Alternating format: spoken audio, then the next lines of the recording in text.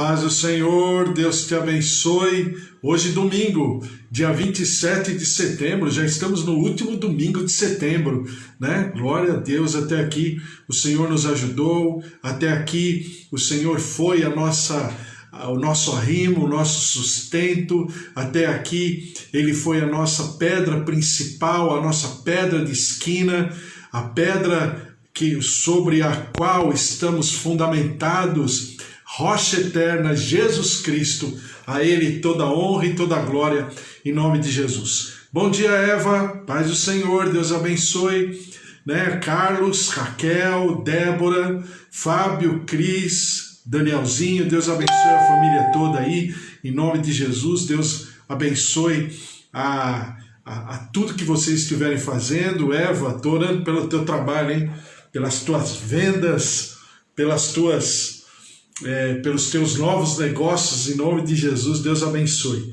E também a Raquel, né? Raquel, em nome de Jesus, o Senhor com certeza tem uma obra, todo um plano, um projeto de vida sobre a vida dela, sobre a vida do seu esposo, o Fábio, em nome de Jesus.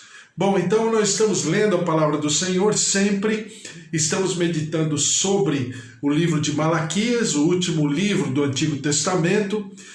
Estamos usando como pano de fundo, né, como assim, inspiração, as parábolas, né? O que é parábola? Parábola é comparação. Então, sempre que o Senhor está comparando uma história paralelamente àquilo que Ele deseja fazer, Ele está trazendo o conceito de parábola, né? De metáfora, de figura, de uma história figurativa, né? De uma alegoria, para poder nos ensinar coisas profundas e eternas que Ele deseja ensinar.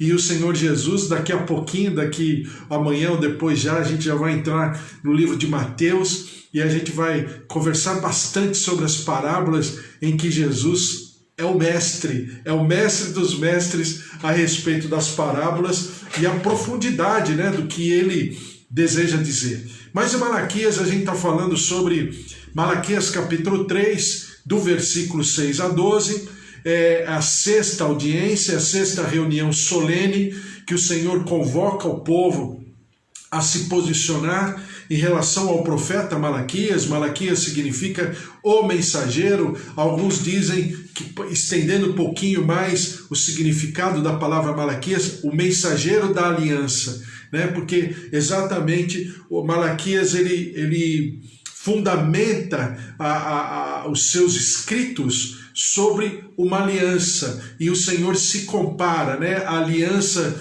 do pai para com o filho, ou do Senhor para com o seu servo. E assim ele começa a construir toda uma ideia maravilhosa sobre o que significa o sentimento de Deus em relação a quem nós somos, a quem nós pertencemos, qual a nossa devida propriedade ou proprietário. E Deus chama para si, né, como Redentor, Ele chama para si a propriedade, a posse e a propriedade, né? Por exemplo, para Eva que trabalha com imóveis, né, há uma diferença entre propriedade e posse, né? Então, Deus quer ser o proprietário, mas também Ele quer tomar a posse daquilo que de nós, né? Porque Ele nos comprou com preço caríssimo, como diz a palavra no livro de Salmos. Bom, dando continuidade, e a gente tem falado sobre dízimo e oferta, muitas coisas já falamos, e claro que elas se completam, né? E a lógica de Deus, o sentimento de Deus permanece. Daí ele falar no capítulo 3, versículo 6, que o nosso Deus é imutável. Eu sou o Deus que não mudo, né? Então, dentro dessa lógica, nós percebemos que a oferta e o dízimo sobem no altar do Senhor como um memorial. E ele deixa isso muito bem claro quando ele fala a respeito da entrega de Cornélio, o centurião Cornélio, lá no livro de Atos, lá no Novo Testamento, quando ele fala que não apenas a oração, mas a oração e a esmola de Cornélio tem subido para memorial do Senhor. Então, isso é impressionante, porque ele vai confirmar essa palavra quando, confirmar do que eu digo, né, é sustentar doutrinariamente essa palavra, quando ele diz que lá para Caim que o sangue de Abel está clamando da terra. E depois em Hebreus capítulo 11, versículo 4, ele diz que a oferta de Abel fala até os dias de hoje, ou seja, sangue, oferta, sobem como memorial, né? Oração e oferta também tem o mesmo nível, sobem como memorial diante do altar do Senhor. Então é por isso que o Senhor em Malaquias 3, ele tem uma frase tão incisiva, né? Vocês estão me roubando. E nós perguntamos, mas em que estamos te roubando? E ele responde, nos dízimos e nas ofertas. Obviamente, sempre é bom ressaltar, sublinhar. Oi, Bispo Antônio, paz do Senhor, Deus abençoe o Senhor, tua casa, tua família, Suzy, Priscila, em nome de Jesus. Então, sempre é bom pontuar, porque o Senhor deixa bem claro desde a lei. Obviamente, a gente sabe da entrega da oferta, por exemplo, Caim e Abel, lá em Gênesis capítulo 4, ou a entrega do dízimo, lá em Gênesis capítulo 14, com Abraão. Caim e Abel em Gênesis 4, Abraão em Gênesis 14, antes da lei. E aí, o comentarista aos Hebreus, escritor aos Hebreus, faz uma conexão entre Antigo e Novo, né, Antigo e Novo Testamento, estabelecendo uma cobertura no conceito de redenção, porque o que nos cobre, o que nos protege, o que fala diante do altar do Senhor para que o Senhor nos livre, para que o Senhor nos abençoe, para que o Senhor nos preserve, é exatamente a redenção, né? Então ele faz essa ligação entre Gênesis e Hebreus, quando ele pontua e ele explica a redenção. Obviamente Deus está falando na Bíblia inteira, mas principalmente a lógica doutrinária da redenção. E o dízimo, a entrega, a oferta, estão intimamente conectados ao princípio da redenção. Por que eu entrego a minha oferta, o meu dízimo? Porque eu reconheço o meu dono, porque eu reconheço o meu proprietário. Por que o meu proprietário me dá e me dá a condição, o privilégio de comemorar a Santa Ceia? Porque o meu Redentor, ele traz essa verdade espiritual e essa consciência de redenção. E quando eu tomo a Santa Ceia, que é o que Abraão faz, lá em Gênesis 14, eu estou o quê? Eu estou conscientemente vivendo a verdade da redenção. Eu estou incorporando na minha maneira de ser a verdade da redenção. Então, dito tudo isso, mesmo assim, a entrega ela tem que ser, e olha, muito diferente do que muita gente comenta. Ninguém tem que entregar o dízimo, ninguém é obrigado a entregar uma oferta, senão cuidado com o demônio, que senão o demônio vai te pegar, né? Aquela musiquinha da Cuca, né? Do nosso cancioneiro popular brasileiro, né? Cuidado com a cuca, que a cuca te pega, cuidado com a cuca. Não é isso, tá amarrado, não tem nada a ver. Mas o que o Senhor diz aqui, e ele pontua muito bem, é o seguinte: com maldição sois amaldiçoados, porque a mim me roubais, vós a nação toda. Então, o resultado da minha atitude vai gerar uma consequência. Por isso que eu falei para você sempre que propósito e consequência são conceitos completamente diferentes. Mas, ao mesmo tempo, a consequência, na verdade, é o resultado do meu propósito. Qual o meu propósito? O que vai no meu coração? Qual o meu sentimento? Então, quando eu coloco isso diante do Senhor, é que se estabelece a diferença.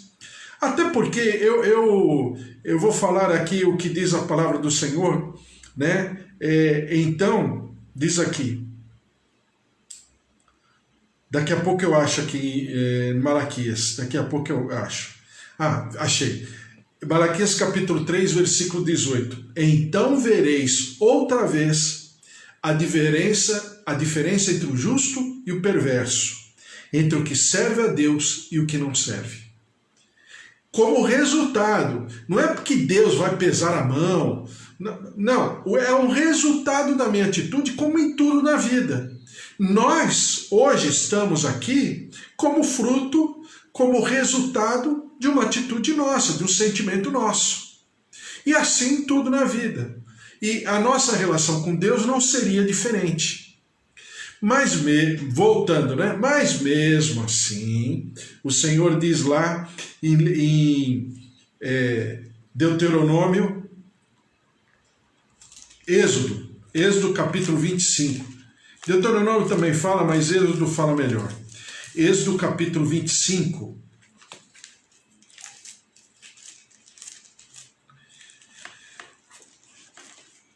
Do versículo 1 a 8, mas eu só vou ler o primeiro versículo. Êxodo 25 é o Senhor ensinando Moisés, é o Senhor fazendo com que Moisés compile, né, os seus estatutos, e diz aqui, disse o Senhor a Moisés, fala aos filhos de Israel que me tragam oferta de todo o homem cujo coração o mover para isso. Dele recebereis a minha oferta. É por isso que eu falo para você que o nosso Deus, ele é perfeitamente, maravilhosamente, infinitamente, eternamente justo. Em nenhum momento Deus está obrigando o povo a entregar. Em nenhum momento Deus está falando, Moisés, vai lá que eu estou mandando. Não. A todo homem cujo coração o mover, tome a oferta, e ainda o Senhor chama assim, dele recebereis a minha oferta. Por que a oferta do Senhor? Porque tudo é do Senhor. Não é somente a oferta, mas toda, como diz Paulo, né, toda a massa do pão, toda a massa, é tudo de Deus, tudo pertence ao Senhor. Mas mesmo assim, ele educadamente, carinhosamente, respeitosamente, dando espaço para que o homem tenha o livre-arbítrio, o poder de escolha final, entregar ou não entregar. E isso é uma grande diferença, porque é exatamente propósito e consequência. O propósito do coração. Caso o homem tenha no seu coração um propósito de entregar ao Senhor, então o Senhor fala a Moisés, então tome a oferta, a minha oferta. Então isso é muito, mas muito, muito importante no nosso dia a dia, na nossa relação com Deus e a respeito desse conceito de dízimo de oferta. Bom, mas terminando, né? Falando sobre oferta, já falamos de oferta como esmola, a oferta alçada, que é a oferta a mais, que é entregue na casa do Senhor, e falamos da oferta das primícias, né? Por que primícias? Porque quando eu entrego o principal, né? Eu em casa sempre tenho o hábito, a vida inteira, eu sempre fiz isso com as minhas filhas, né? Eu sempre ensinei que no mês de janeiro nós entregamos a oferta de primícias. Não que nós não tenhamos outras ofertas de primícias durante o ano, mas por que no mês de janeiro? Porque é o primeiro mês, né? Então eu sempre falo para elas, e eu sempre ministro na palavra também, sempre converso, de que entregar a primícia faz completa diferença em tudo que nós fizermos, desde que o meu coração se mova para isso. Mas a oferta de primícia significa a principal, a primeira, aquela que vai dar o tom de tudo aquilo que eu viverei a posteriori. E eu entrego porque eu sei que se o Senhor me levou até aquele mês, um novo ano que se passou, desculpe, um ano que se passou e um novo ano que está chegando, então eu entrego a oferta das minhas primícias.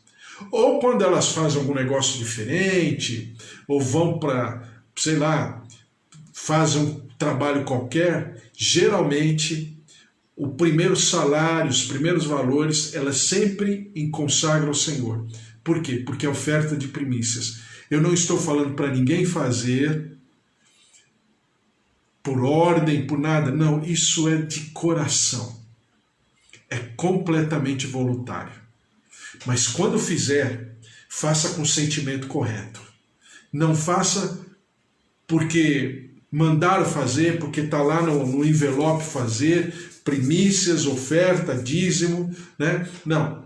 Faça porque você tem o seu coração, porque você sabe, você na tua conexão com Deus, na tua maturidade com Deus, né? Na tua relação com Deus, você sabe o que significam as primícias, o primordial, o principal, separado para o Senhor.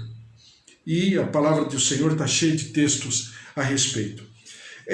Outra passagem que eu não li, mas é bom que se leia, mesmo a gente conhecendo de cor, está lá em Gálatas.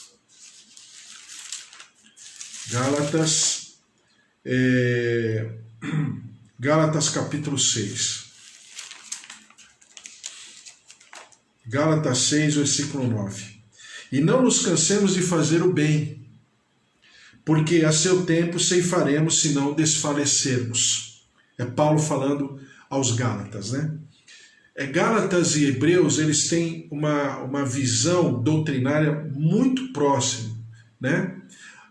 Haja vista que quem estuda o livro de Hebreus e o livro de Gálatas diz que quem escreveu o livro de Hebreus é com certeza, aos olhos desses teólogos, desses estudiosos, que quem escreveu o livro de Hebreus é exatamente quem escreveu o livro de Gálatas, porque não tem como desconectar uma coisa de outra. Uma completa a outra. Não, a primeira não fica sem a segunda não fica sem a primeira. Gálatas capítulo 6, versículo 10 diz assim: por isso, enquanto tivermos oportunidade, façamos o bem a todos, mas principalmente aos da família da fé, que é o que eu falei já sobre a cidade de refúgio. Né? Qual era a visão da cidade de refúgio?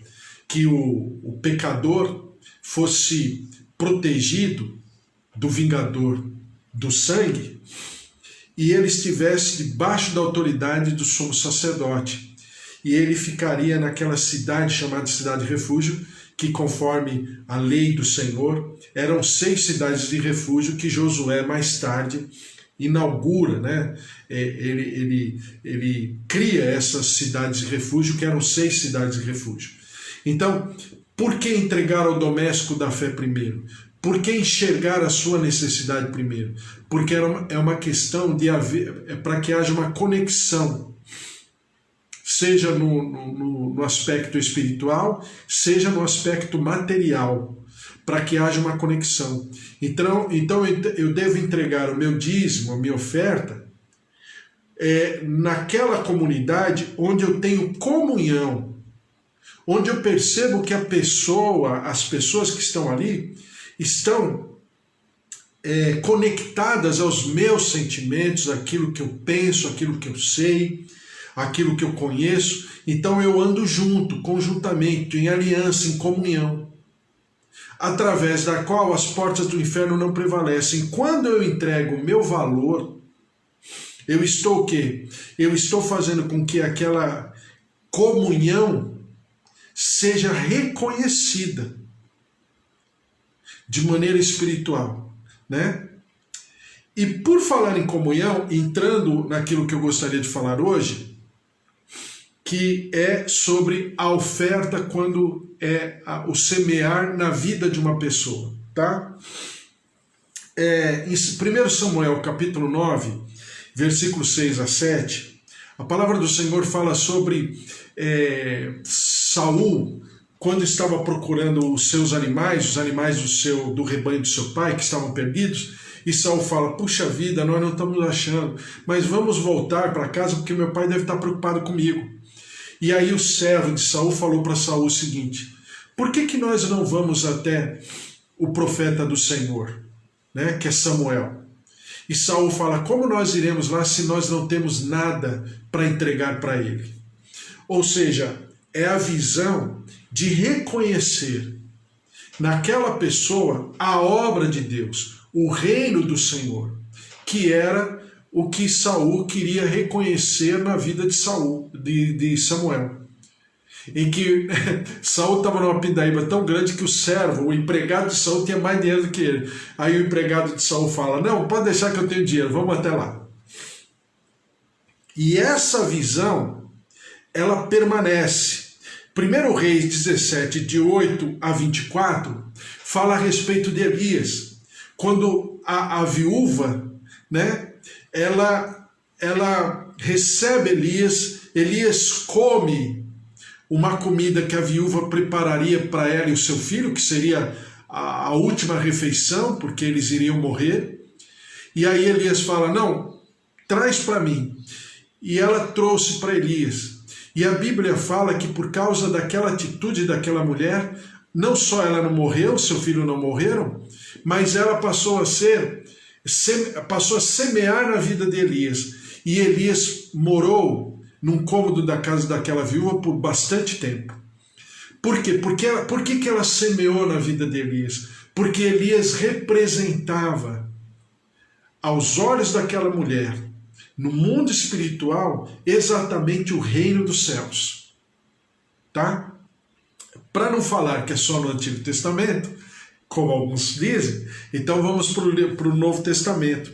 Em Mateus 26, Marcos 14, João capítulo 12 também, quando Jesus ele entra na casa de Simão e chega uma mulher chamada mulher prostituta, e ela derrama todo um vaso de alabastro de perfume e essência sobre Jesus.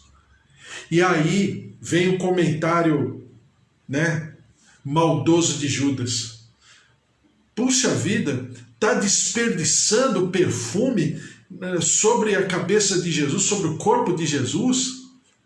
Esse perfume custaria no câmbio, no mercado, mais de 300 denários, ou seja, o que tinha de perfume ali era o salário de um ano de uma pessoa diarista. Então vamos dizer que a diária hoje, quanto é a diária hoje? Uns 150, 200 reais, né? Uma diária, mais ou menos, seja lá qual diária for, mas qual seja o trabalho profissional. Mas geralmente é entre 150 e 200 reais. Então vamos colocar 200 reais vezes,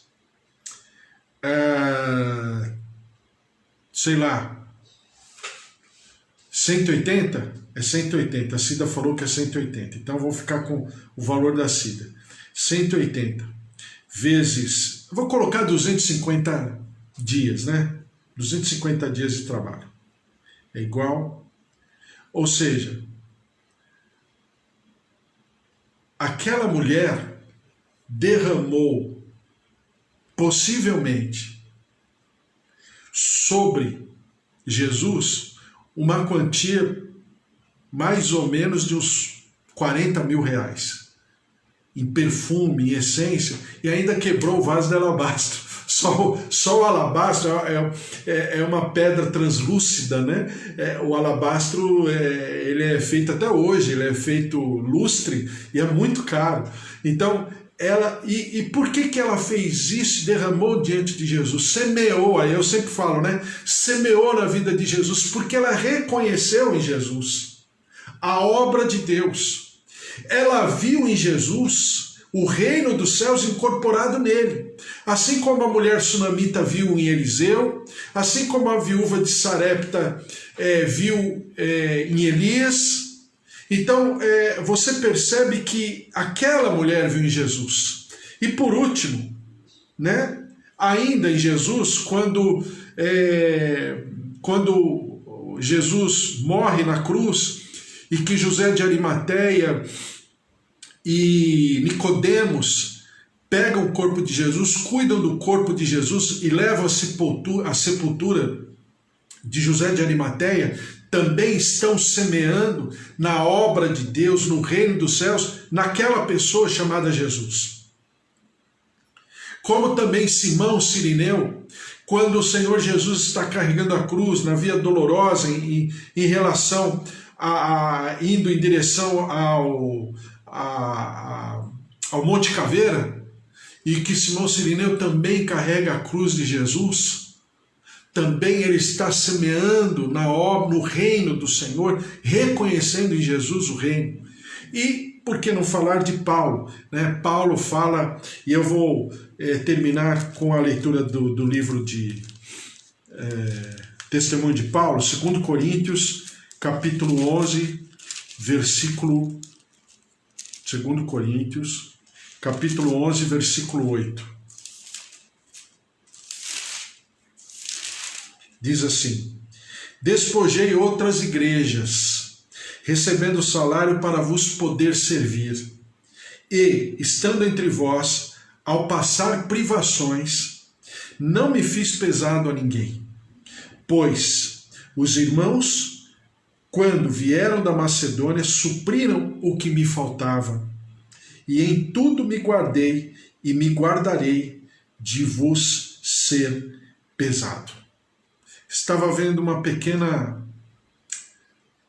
um constrangimento, um desgaste em relação ao trabalho de Paulo, né? Que era pregar o evangelho, que era ensinar a palavra de Deus. E Paulo está reconhecendo que realmente ele recebeu valores e que ele mesmo assim tinha necessidades, mas que os macedônios, ao chegarem, supriram essas necessidades. Então, o povo também, na época de Paulo, Novo Testamento, também entregavam as suas ofertas e os seus dízimos. Tá? E está escrito aqui, né? E aqui o Senhor fala, Paulo fala de receber salários, né? E depois, em 1 Coríntios, capítulo 9, só para ficar claro que o Novo Testamento prescreve exatamente a mesma coisa, 1 Coríntios 9, versículo 11, diz assim: se nós vos semeamos as coisas espirituais, será muito recolhermos de vós bens materiais? Se outros participam desse direito sobre vós, não temos nós em maior medida? Entretanto, não usamos desse direito, antes suportamos tudo, para não criarmos qualquer obstáculo ao Evangelho de Cristo. Não sabeis vós que os que prestam serviços sagrados do próprio templo se alimentam, e quem serve ao altar, do altar, tira o seu sustento? Assim ordenou também o Senhor aos que pregam o Evangelho, que vivam do Evangelho. Então, Paulo está falando e está comparando exatamente a lógica disso, à lógica do sacerdócio do Antigo Testamento. Porque alguém pode falar, e eu já ouvi algumas pessoas defendendo, sem qualquer base, sustentação bíblica, mas falam ao modo deles, né, que era para sustentar os sacerdotes no Antigo Testamento e não no Novo. Só que Paulo está falando exatamente sobre isso, que se havia na antiguidade uma postura de responsabilidade, aqui no tempo de Paulo, a mesma coisa. Porque aquele que prega o Evangelho igualmente está prestando o serviço sacerdotal, né? E aí, em último lugar, Filipenses capítulo 4,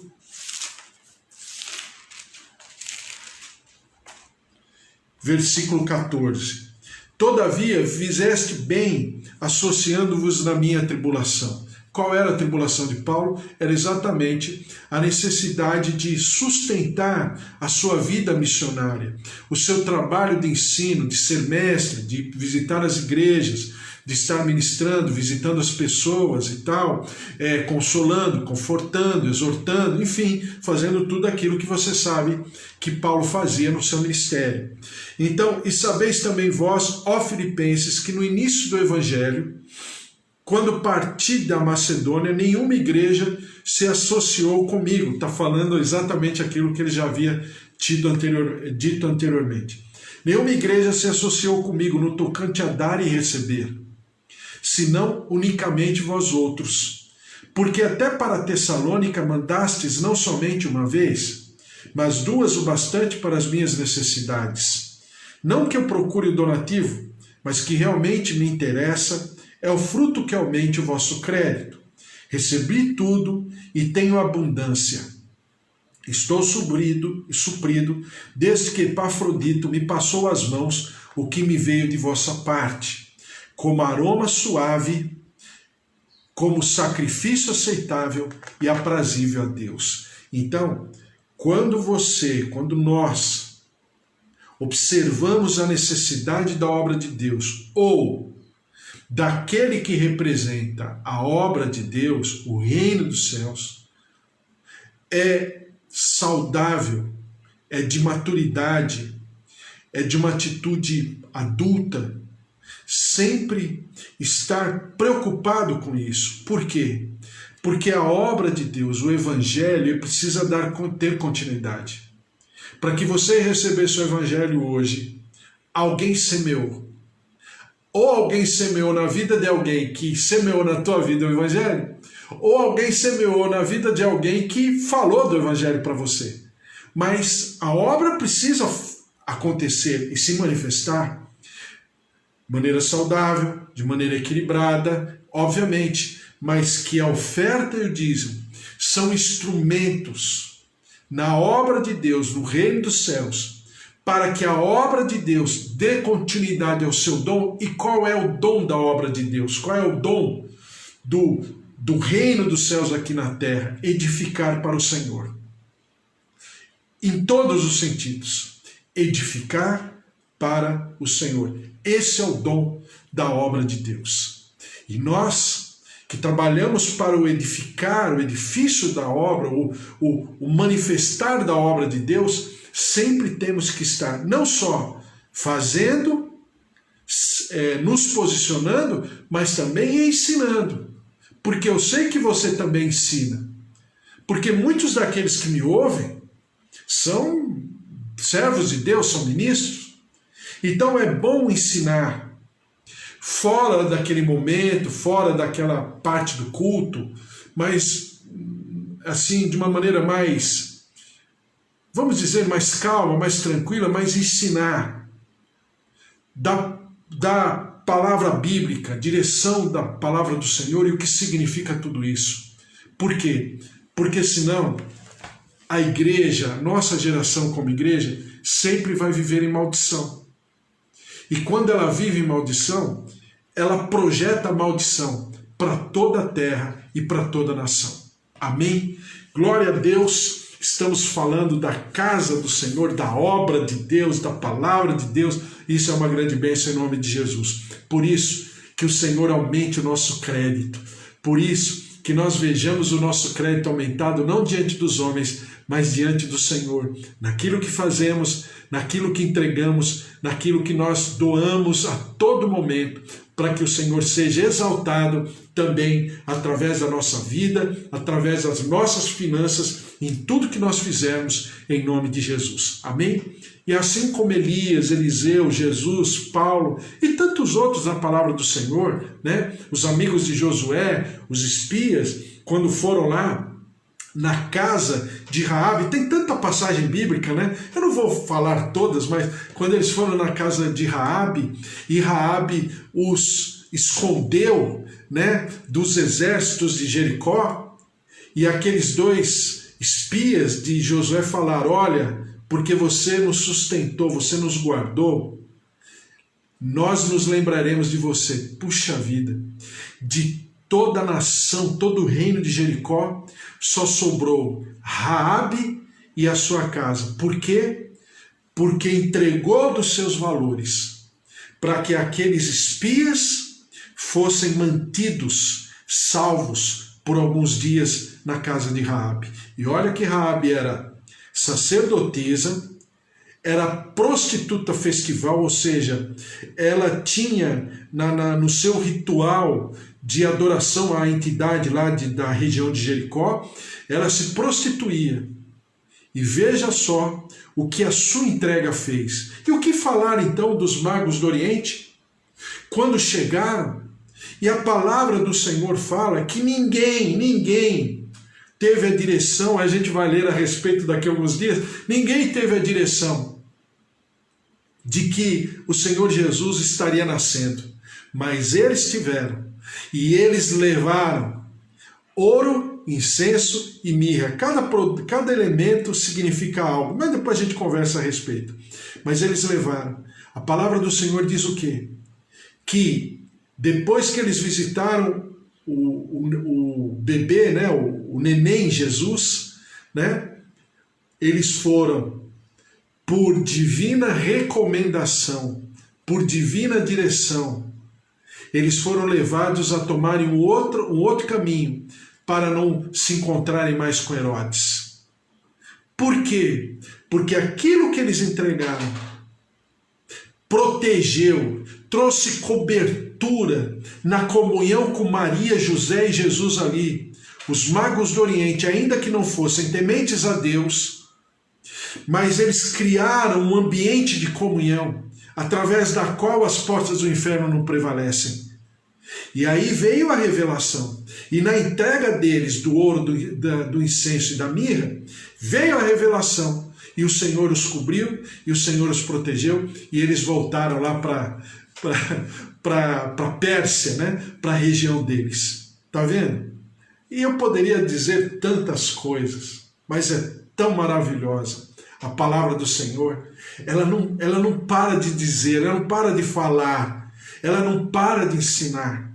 Cada estudo, cada leitura, cada passagem, cada versículo, cada frase tem algo a ensinar, tem algo a derramar sobre a minha vida, sobre a tua vida, e nessa comunhão, né, de leitura, de oração, de clamor, nós vamos crescendo e nos desenvolvendo diante do Senhor e diante dos homens. Glórias a Deus. Vamos orar, colocar diante do Senhor em nome de Jesus a nossa casa, a nossa família. Então vamos orar.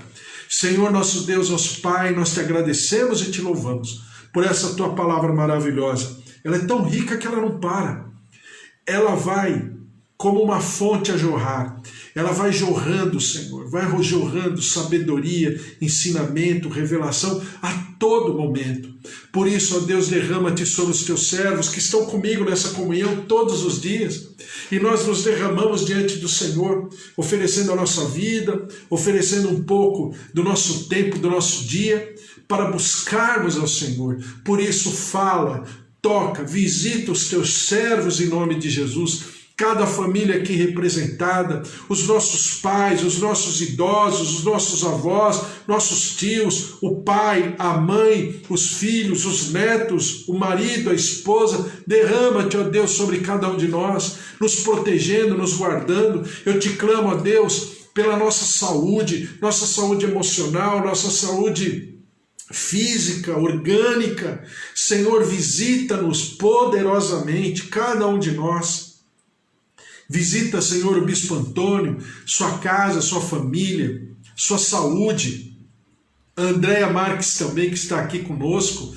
Visita a tua serva, a sua casa, a sua família, seus queridos, curando, visitando, restaurando. A Mônica também, que nós estamos orando. Visita com a tua cura. A Gigi, visita com a tua cura, com a tua saúde. Ó Deus, em nome de Jesus, visita o seu organismo. Visita, Senhor, a sua resistência orgânica, para que ela possa superar, ó Deus, em nome de Jesus, esse momento, essa situação de enfermidade. Deus de maravilha, maravilhas, move-te dos céus, com as tuas águas curadoras, com a tua visitação, curando, trazendo à existência, ó Senhor, saúde, ressurreição, restauração, renovo, vigor. Tonifica-nos, Senhor, em todas as áreas da nossa vida, e nós te daremos sempre todo louvor, toda honra e toda glória. Senhor, nós te clamamos pelo nosso país.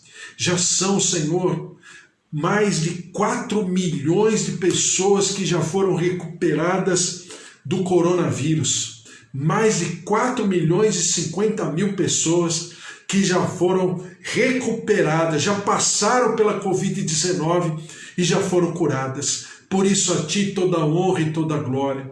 E por aqueles, Senhor, que ainda estão nos seus leitos, e nos hospitais, suas casas, suas famílias, Senhor, visita com cura, visita com saúde, vem com a Tua graça, com o Teu mover. E ao mesmo tempo nós colocamos aquelas famílias enlutadas, que choram, os seus queridos, os seus pais, os seus filhos, os seus avós, Senhor, em nome de Jesus, consola, conforta, toca, Deus, com a paz que excede o entendimento. Em contrapartida, Senhor, vem com a Tua justiça e com o Teu juízo sobre, ó Deus, esses administradores déspotas, cruéis que nós temos, governadores, prefeitos, secretários da saúde, que por causa de um dinheiro, de um benefício financeiro, político, eles são capazes de violentarem, corromperem valores em nome dos seus objetivos, depreciando a vida humana. Senhor, derrama-te com a Tua justiça e com o Teu juízo. E ao mesmo tempo, nós te clamamos pelos profissionais de saúde, que são verdadeiros anjos do Senhor, que lutam contra tudo e contra todos, para levarem tratamento precoce, para se posicionarem a despeito dos seus governadores ou prefeitos locais, e fazem a diferença. Derrama-te sobre essas vidas, derrama-te sobre essas famílias, esses profissionais de saúde. E assim como eu falei dos magos do Oriente, mas essa passagem cabe para esses profissionais, porque eles foram ali e reconheceram a obra do Senhor, o mover do Senhor, através de José, Maria e Jesus. Ó Deus, e semearam aquilo que esses profissionais de saúde estão semeando na vida do nosso povo, que suba como legado, suba como memorial diante do Teu altar. Ó Deus, perdoa a nossa terra, perdoa a nossa nação, nosso povo, a sociedade brasileira, perdoa o nosso pecado, sara a nossa terra, enxuga a lágrima nossa do brasileiro, ó Senhor, e derrama-te sobre o nosso país. E nós te louvaremos sempre e daremos ao Senhor toda a honra e toda a glória, em nome de Jesus. Amém. Amém. Glória a Deus, Deus te abençoe. Hoje é domingo, então domingo, 4h30, eu estou de volta contando com você aqui para nós orarmos mais um pouquinho, aprendermos um pouquinho mais a palavra do Senhor, estarmos colocando tudo diante da presença do Senhor, em nome de Jesus. Amém? Que Deus te abençoe, você tenha um domingo maravilhoso, cheio de vida, porque se Deus é por nós, quem será contra nós? Se o Senhor é o nosso pastor, de nada nós teremos falta. Glória a Deus. Que o amor de Deus Pai, a vida vitoriosa em Jesus Cristo e as consolações do Espírito Santo da promessa estejam sobre a tua vida, sobre a tua casa, sobre a tua família, sobre o teu lar, sobre os teus queridos, e que seja um domingo na presença do Senhor, em nome de Jesus. Amém. Amém? Fiquem na paz. Deus abençoe. Beijo para vocês aí do Facebook. Um beijo.